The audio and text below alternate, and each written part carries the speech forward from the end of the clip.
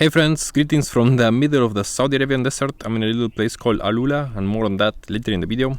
The point for this video is to do 1000 subscribers Q&A and 1000 subscribers celebration, you could call it. I'm going to be taking some personal questions first, then I'm going to be taking some questions on Denmark, some questions on investing, and also some on travel and high performance. Now, I'm with my camera standing on my knee, the sun straight on my face, and there's flies and animals all around, so just keep that in mind when you see the quality of this video might not be the best compared to the other videos, but we'll try. With that, I'm going to be reading some of the questions from my phone and give you all my off-the-cuff answers. Again, I just don't have so much time to shoot this while my wife and son are playing with the animals here. First question is that why did you move to Denmark? And the specific phrasing of the question was, what first made you aware of Denmark as an option to place to live, if you remember? All right. I came to Denmark in 2010 to study a master's in CBS in the Copenhagen Business School, and I really wanted to do a master's in Europe.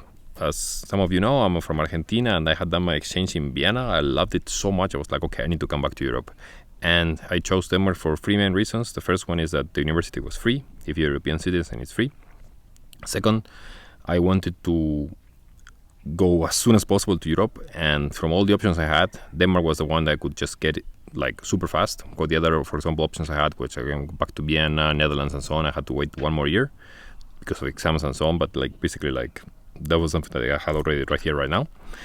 And then the third one is I just wanted to also to try a different culture from mine. So in Argentina, the culture is very similar to Spain, similar to Italy, similar to the south of Europe, to the Mediterranean, and to come to Northern Europe is also. It was something completely new to me, and like was like, okay, this is something I would like try to learn. Again, Denmark, Scandinavia, very rich countries. I was thinking like, okay, there's probably something I can take on this from my own personal life. And yeah, one thing to notice, well, I noted in my notes as well, is that, and I'm going completely off the cuff here, so is that I didn't plan to stay in Denmark that long. I mean, like it has been now more than 10 years. I definitely didn't expect that to happen, but you know, here we are. So, second question. How much of your upbringing and native culture do you still carry with you to this day? Does it reflect on your family as well? And I take my culture lightly. I think like if I'm in Denmark, I try to meld with the society as much as I can. As I said in the first question as well, is that I wanted to learn from this culture. It's a very rich culture, so I don't think I need to bring my own culture here and like show it off in any way. But I guess, of course, like I love my Argentinian food. I like my Italian food. I don't like Danish food, honestly. And a quick anecdote, for example, is something that when you talk about culture, I tell people is like, I love watching football, and in Denmark, the football commentators are just super boring. Like, basically, they don't say anything with sorry flies everywhere. Like when there's a goal or there's something, it's like, oh, goal. Or like they have almost no passion. If you compare at least that with what I see in my country, what you see also in Arab countries, or you see like in the Mediterranean. I mean, like, people are a lot more passionate about football in the TV, so I just can't watch Danish TV. But small things about the culture. When it comes to family, I try my son to feel Danish and to be as much part of the Danish society as possible. I only speak to him in Spanish because that's my native language, and I think like, not that I want him to feel Argentinian or anything, but I just feel like, okay, Spanish is actually a very useful language. It's like the second most spoken in the world after English or something like that. So, or if not like close by, I think it's going to be useful for him in the future. So that's why I speak Spanish to him. But I mean, if I would like have another language that is maybe not as useful, I mean, I wouldn't, but I think it's going to be helpful for him. A third question. With regards to your experiences in the first few years living here, what would you have done differently knowing what you know? Yeah, I noted down a few things here. Even though I'm going off the cuff, I have some notes. And the main thing I would say is I would have played long term. As I said at the beginning, I moved to Denmark to study and I never expected I would be here for 10 years. I was like just going with the flow. And had I known that I would be like here longer, I would have just like played like more long-term games. And specifically, I would have bought an apartment sooner.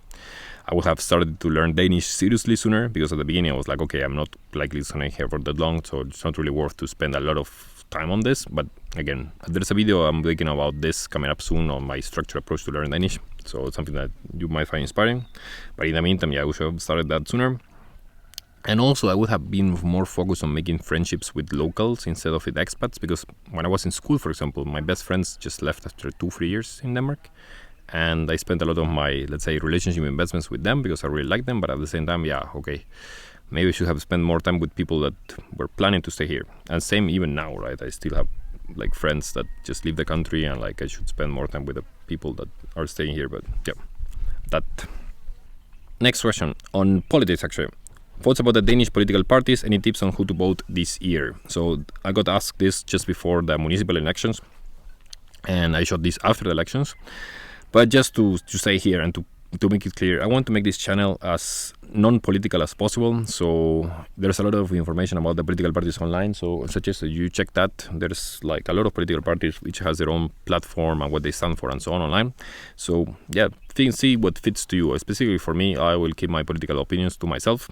With that said, just want to give some hot tip on this, is that, or something I love about Denmark, is that in Denmark you have a lot of power into the municipalities and into the regions, and that means that the power is a lot closer to us, the citizens, than there is, for example, in my country, Argentina, and so on, where the federal government is a bit further away and so on.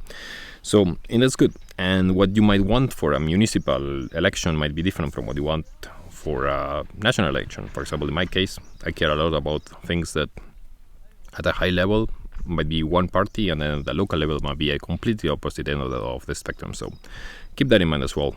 Like if you like one party, it might be that's the right party for the national elections, and then when it comes to municipal elections, you might like something else. At least that's the way I take it myself. And just to add to the non-political stuff as well, and I added as a note here as well, is that I also, even though I'm tempted because there's a lot of clicks on this, I want to make only positive videos about Denmark. I'm sure if I would make a video of like, hey, the top 10 things I hate about Denmark, I would get a lot of views, but I'll try not to do that. So keep me accountable for that, please, okay? Next question, and there's two now questions on investing. The first one is that with investing in index funds, do you pay tax only when you sell, or it's also unrealized gains yearly, like with the TS Parts Konto? So this depends. I'm planning to make a video about this shortly because it's something that I just want to put out there and clarify it for the whole world once and for all. But as a rule of thumb, Danish-based ETFs, so index funds that are based in Denmark, you don't pay unrealized gain taxes, but you might still pay some dividends every year. But just keep that in mind. At least you will not have to pay out of your own pocket or sell to pay the gains. And then for some foreign ETFs, and there's a list of them in SCAT's website, and I can link that list in the video description. It's the same situation. But now everything that is foreign and is not in that list, everything that it's foreign and it's not in that list will have to pay unrealized gains, and actually very high taxes as well. So definitely not something you should buy here in Denmark. Next question. Is it worth to invest only 1,500 DKK per month? And I say yes, and I think that it's worth investing even if you have 1,000 only a month to invest, or 500 krona a month to invest, especially if you're young. The earlier you do, the better.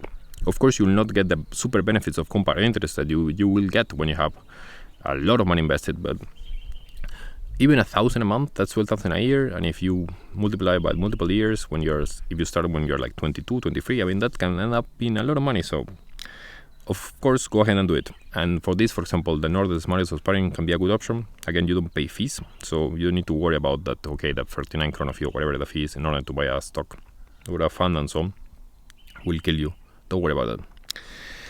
And going back to the regrets I had as well, right? When I say, okay, things I would have done in Denmark sooner, it's like I always thought, or I don't always, for many years, I thought that the taxes in Denmark for investing were so high that it just didn't make sense for me to do it. So I saved my money and then bought my house and did all the stuff with my money instead of just going ahead and just putting in order. I should have done that a lot sooner than I did. So just go ahead and do it. Now that you have reached 1,000 subs, is your channel monetized? And the answer is no. So in order to get monetized, what it means in practice is that when you see ads on my videos, I make money from those ads. You need to have 1,000 subscribers and 4,000 hours of watch time. So people should have been watching my videos for over 4,000 hours. And though I have reached 1,000 subs, I'm at around 2,500 hours of watch time, more or less, stuff like that. So I'm at least, let's say, 3-4 months away at current trends on getting monetized. So hopefully keep watching my videos and we will get monetized. With that said, it only takes just one video that gets 10,000 views, 15,000 views, and then I would be kind of done, but didn't get there yet. So hopefully soon or get a video that a bit more viral, but when you do something so niche as I do here, it's a bit complicated, but we'll see. Next question, someone asks me for book recommendations related to investing. So for this, I'll give a few. So If you're very new to investing, so if you have not started investing too much in the past, so I suggest that you start with The Richest Man in Babylon and another one called Rich Dad Poor Dad. These are classics. These are very, like, The Richest Man in Babylon is an old book. Rich Dad Poor Dad is from the 90s, I think. These are books that basically teach you the get rich slowly approach and show you the difference between like assets and liabilities. Just a good basics. It's not for advanced investors, but at least it just gives you the quick insight on like the mindset and the mentality you need to have around money. The next one, it's basically takes the same approach, but it shows you, okay, if you really want to not just have a normal life and be rich, what is the right approach? And this is called The Millionaire Fast Lane by MJ DeMarco.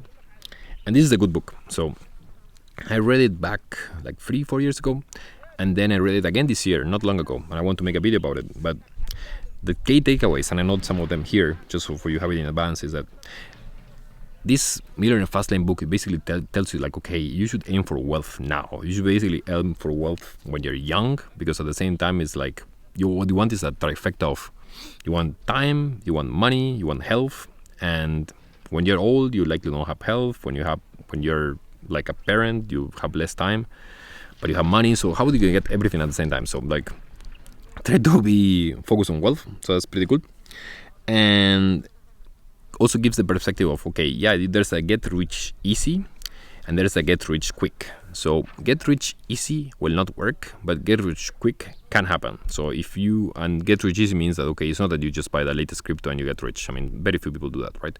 But the get rich quick can happen in the sense that if you work very, very hard and very smart for 1 or 2 years, you can potentially do something that really changes the game as well. So something to keep in mind as well.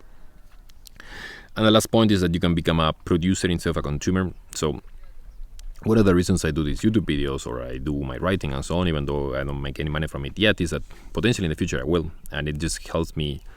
It's something I can compound into the future. Again, being a producer, having a lot of content out there that helps people, you never know what this is going to bring. And likely it's a lot better than if I would just be watching Netflix at home. So just to keep in mind. Beyond that, on investing, and again, I'm going to show it in my investing video, right? But there's a course called Breaking into Wall Street Financial Modeling courses. I learned Excel in that way with those courses. I think they're fantastic. Maybe there's something better now, right? But like these Breaking into Wall Street courses, they're a bit expensive, but I learned Excel that way. And then I used that skill set to do very good job in Carlsberg, in Maersk. And people really think like I'm really good at this when I'm just like took a few courses and like nailed it down. And again, when it comes to investing, you need to know your numbers. I mean, of course, you can just go this invest slowly approach and so on, right? But if you want to know your money and know about money, it just makes a lot of sense to know the tools you use around that. Last question, why am I in Saudi Arabia? So, main reason, I wanted to do some winter break. So if you have ever been in Denmark in November or December, it's just absolutely horrible. So I'm trying to take normally a week off in the end of November or middle of November to get a bit of a sunshine break. And in this case, I wanted to go somewhere new where I haven't been, and like Saudi Arabia was on the top of the list. Specifically for Saudi Arabia has been closed off for tourism for like forever. Until 2019, it was almost impossible to come to Saudi Arabia unless you were a Muslim going to Mecca. And if you wanted to just go and walk around the country and see the place, it was impossible. Now it's completely returned. They are actually looking for tourism. They are working hard on the tourism industry. And this place, Alula, is basically where they put a lot of their bets on. So it has the biggest, as I said, Nabatean ruins after Petra. It's very cool and it's just starting up. They're spending a lot of money to build up the infrastructure, and like it looks very, very good. I'm sure it's gonna get really popular in the future. And I wanted to do something like this before it gets very touristic, right? And then on top of that, I just wanted to go to a new country. So this is like 134 is the first new country I have done since COVID hit. So also nice to get a break like that. And as I said, I just came with the whole family. And even though, yeah, it sounds like a bit of a crazy place, it's actually very, very good. Last question. And how am I in a place that I should have taken the videos here? It's a lot better light. But anyway, Mario, can you speak slower? And the answer, guys, from a lot of people asking this is no. So I have been trying my best to slow down my normal speaking time to what you see now, what you hear now. And I think it's almost impossible, if not, absolutely impossible for me to speak lower than this. I know I will get more viewers. It's a similar feedback I get at work and I get when I do presentations and so on. Can you speak slower? It's like, sorry guys, I have tried my best. This is as much as I can go. Going back to what's something that's very much from your culture, and so we speak really fast in South America, at least in Argentina, and like it's something I couldn't just get away from. I also like it. Can condense more information in shorter time. But as a practical tip, in case you think that I speak too fast and you just don't understand me, what you can do as well is that there's a functionality in YouTube. You can put videos up to 0.75 speed or 0.5, 0.75. You can also speed it up. And yeah, if it helps you to get more clarity from what I say, you can use that as well. I, for example, watch my own videos at 2x, so just keep that in mind. Because otherwise I think I'm speaking too slowly. So now we made it to the end of the video. Thank you for watching all the way here. Again, hopefully the quality is not so bad. And if you enjoy these random talks from a different country, let me know. I'll be traveling a bit more, hopefully in the next few months. I can do more of this in the future. So again, thanks so much for helping me get to 1,000 subscribers. I'm incredibly humbled by this. I think it's super cool. I'm really happy that it happened. And now, of course, set my sights to grow even more. So 2,000, let's go to that. And my ask to you is that if you enjoy my videos, make sure you share it with friends, share it on Facebook, Instagram, and Twitter, you name it. It would be super great for me and I would really appreciate it. Again, like also, if you have any further comments, leave it down or any further questions, leave them out in the comments. Or you can, of course, write me an email or whatever. And we talk soon. Talk to you next week.